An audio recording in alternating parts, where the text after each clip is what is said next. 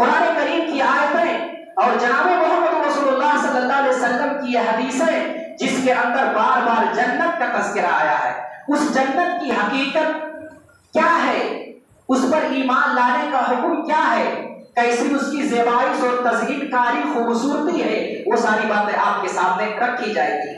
जन्नत हम बहुत सुने हैं, लेकिन जन्नत का जो हकीकी माना होता है, जन्नत के माने होते हैं वो चीज जो हमारी निगाहों से ओझल हो, जो हम देख ना सके।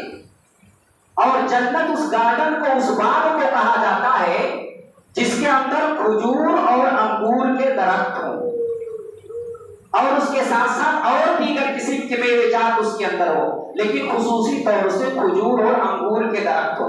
हर बाग को आप जन्नत नहीं कह सकते। दुनिया की तमाम फल है, दुनिया के तमाम फ्रूट उसके अंदर हो, लेकिन अगर खजूर और अंगूर के दरख्त ना हो तो अरबी जुबान में उसे जन्नत नहीं कहा जा सकता।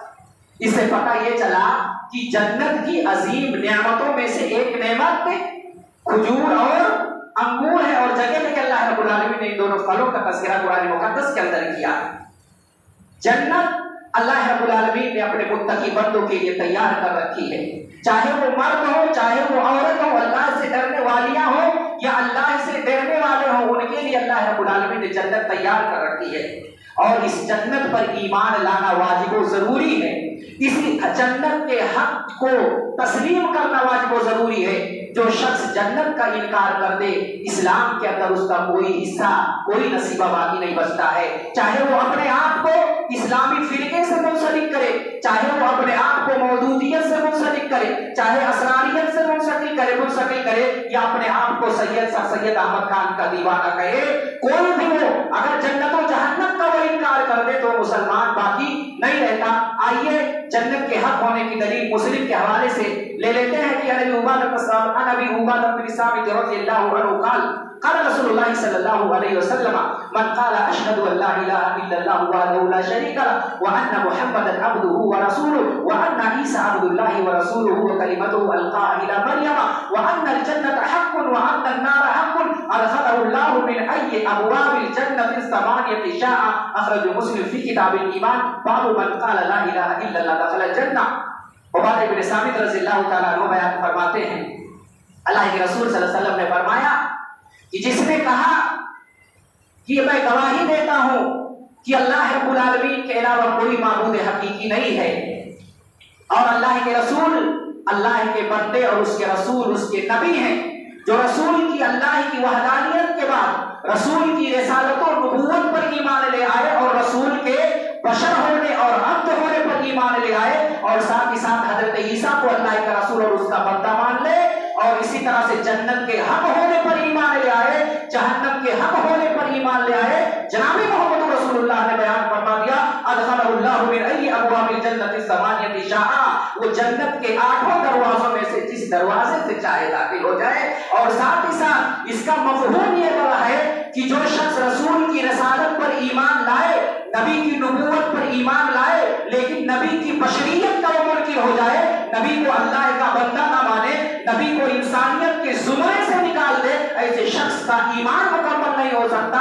और इसी तरह से ईसाइयों के अकीदे की रद्द की गई, जिनका तस्लीस का अकीदा है कि हजरत ईसा अल्लाह के बेटे हैं, हजरत ईसा की जो माँ है वो अल्लाह की बीवी है और नौज़ बिल्लाह अल्लाह को बाप तस्लीम करते हैं। उन पर उनके अकीदे पर कतगन लगाई गई कि हजरत ईसा भी अल्लाह रब्बुल आलमीन के बंदे और उसके रसूल हैं। लिहाजा जो रसूलों की रिसालत के साथ साथ रसूलों की अबदियत और बशरियत पर ईमान लाए वही हकीकी मोमिन है और जन्नत के 8 दरवाजे से वही लोग दाखिल होंगे। और जो नबी को नूर कहते हैं, नबी को इंसान और बशर नहीं मानते हैं, दरअसल हकीकत में अगर देखा जाए तो वो गुस्ताखे रसूल भी हैं और साथ ही साथ गुस्ताखे सहाबा भी हैं, साथ ही साथ गुस्ताखे उम्महातुल मोमिनीन भी हैं, क्योंकि नबी की अबदियत अल्लाह रब्बुल आलमीन ने साबित की है। नबी ने खुद अपनी अबदियत को इस हदीस के अंदर साबित किया। अल्लाह के रसूल फरमाते हैं जो इन 4 चीजों पर ईमान ले आए जन्नत के जिस दरवाजे से चाहे दाखिल हो जाए। जन्नत के इनकार करने वालों की एक लंबी फहरिस्त है।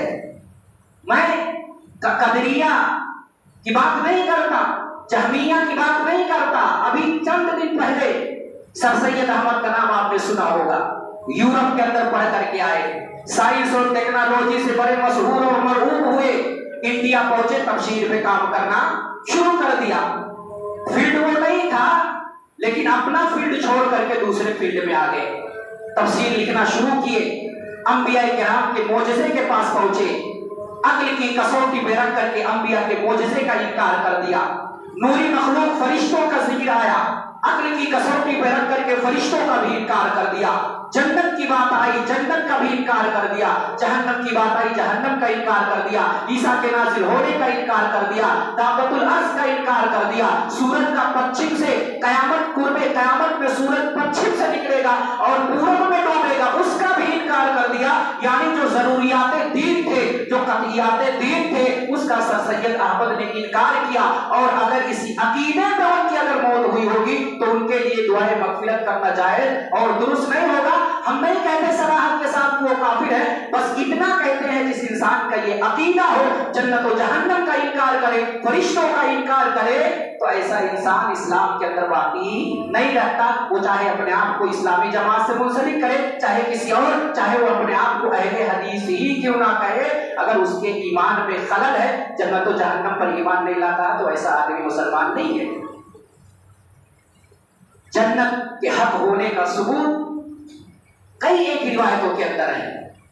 अल्लाह के रसूल सल्लल्लाहु अलैहि वसल्लम फरमाते हैं कि जब अल्लाह रब्बुल आलमीन ने जन्नत को पैदा किया, मुस्नद अहमद की रिवायत है, अल्लाह ने जन्नत को पैदा किया, जिब्रील को बुलाया, जिब्रील आओ, मैंने जन्नत तैयार कर रखी है, जाकर के मुआयना और मुशाहिदा करके आ जाओ। जिब्रील आते हैं, जन्नत के पास जाते हैं, जन्नत की नेमतों को देखते हैं, आकर के अल्लाह से अर्ज करते हैं, अल्लाह अल्लाह, पूरी उम्मत मोहम्मदिया या जितने तुझ पर ईमान लाने वाले होंगे सब के सब इसके अंदर चले जाएंगे। अल्लाह के रसूल फरमाते हैं, फिर अल्लाह ने जिब्रील को भेजा, कहा जहन्नम के पास जाओ। वो जहन्नम को देख करके आते हैं, जिब्रील अपना कदम पीछे हटा लेते हैं, अल्लाह के कदमों पे आप गिर जाते हैं और गिर करके कहते हैं, परवरदिगार, इतनी भयानक है, इतनी भयानक है ये जहन्नम जो तूने बंदों के लिए तैयार कर रखी है, जो भी जहन्नम के बारे में सुनेगा जहन्नम में नहीं जाएगा। अल्लाह रब्बुल आलमीन ने कहा, ये मामला है, दोबारा जन्नत की तरफ भेजा और उसको नापसंदीदा चीजों से घेर दिया।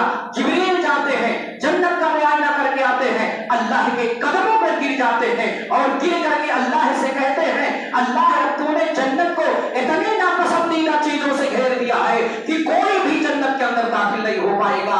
अल्लाह ने कहा, जिब्रील जहन्नम देख करके आओ। जिब्रील जहन्नम देख करके देखने के लिए जाते हैं, फैदा ही यरकबु बादुहा बादा, जहन्नम के शोले एक दूसरे पे चढ़ रहे हैं, एक दूसरे पे बुलंद हो रहे हैं। जिब्रील घबरा करके अल्लाह के हुजूर हाजिर होते हैं, सजदे में गिर करके परवरदिगार से कहते हैं, परवरदिगार, जहन्नम इतनी भयानक है और इतनी पसंदीदा चीजों से तूने उसे घेर लिया है कि मुझे डर है कि कोई भी अल्लाह का बंदा, कोई भी उम्मत मोहम्मदिया का या कोई भी नबी का मुत्तबे इस जहन्नम के अंदर, इस जहन्नम से नहीं बच सकता है। इतनी पसंदीदा चीजों से तूने जहन्नम को घेर दिया है कि आदमी उसकी तरफ लपकता चले जाएगा, उसके करीब होता चले जाए। हजरत जिब्रील घबरा गए और यहाँ तक कि मीकाईल के बारे में अल्लाह के रसूल ने जिक्र किया। अनस बिन मालिक बयान फरमाते हैं कि अल्लाह के रसूल ने जिब्रील से कहा, माली अरा लम अरा मीकाईल ज़ाहिरन कत्तु काला मा ज़हिरा मीकाईल मुन्ज़ु खुलिक़त अन्नार।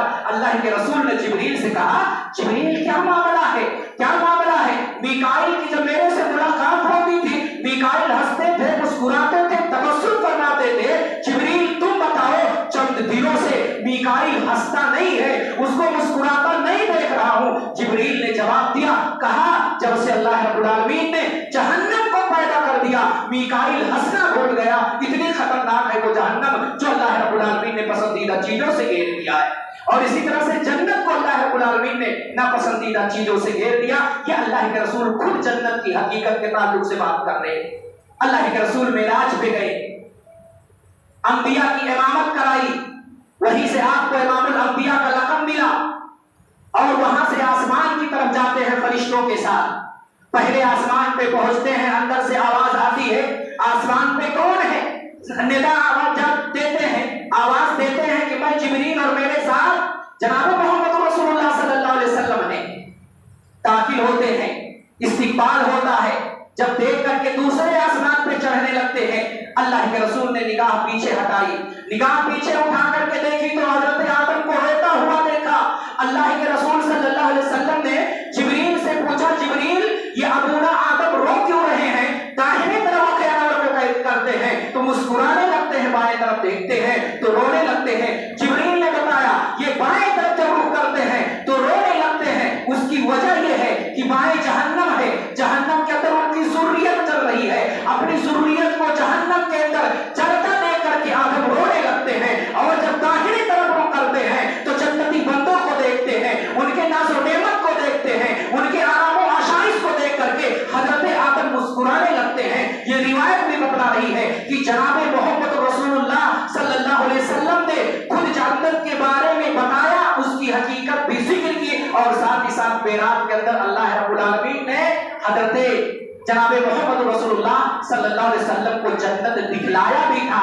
इसी वजह से अल्लामा तहावी रहमुल्लाह जब जन्नत के ताल्लुक से बात करते हैं तो वहां जिक्र करते हैं कि अल जन्नतु वन नारु मखलूकतान ला तफनियान अबदन वला तबीदान फइन्नल्लाह खलकल जन्नत वन नार क़बलल खल्क़ि व खलक़ लहुमा अहलन। कि जन्नत और जहन्नम मखलूक है, अल्लाह रब्बुल आलमीन ने जन्नत और जहन्नम मखलूक है, अल्लाह रब्बुल आलमीन ने इन्हें पैदा किया है। ये कभी फना के घाट उतरने वाले नहीं है। और अल्लाह ने इंसानों जिन्नात से पहले जहन्नम को पैदा किया और जन्नत को पैदा किया और उनके लिए अल्लाह रब्बुल आलमीन ने बाशिंदे भी रखे। अब इसको रख दो, मत तकसीम हो, रखो इधर। जन्नत और जहन्नम कहा कि अल्लाह रब्बुल आलमीन ने इनके लिए बाशिंदे भी पैदा किए, जन्नती भी बनाए, जहन्नमी भी बनाए और ये मखलूक हैं, मौजूद हैं। इसका कोई इनकार नहीं कर सकता कि नहीं अभी जन्नत और जहन्नम नहीं है। जब हम मरेंगे हिसाब और किताब होगा, उसके बाद अल्लाह रब्बुल आलमीन जन्नत और जहन्नम बनाएगा। नहीं, अल्लाह रब्बुल आलमीन ने फरिश्तों को पैदा करने के बाद सबसे पहले अगर किसी चीज को पैदा किया तो क्या है वो? जन्नत और जहन्नम है।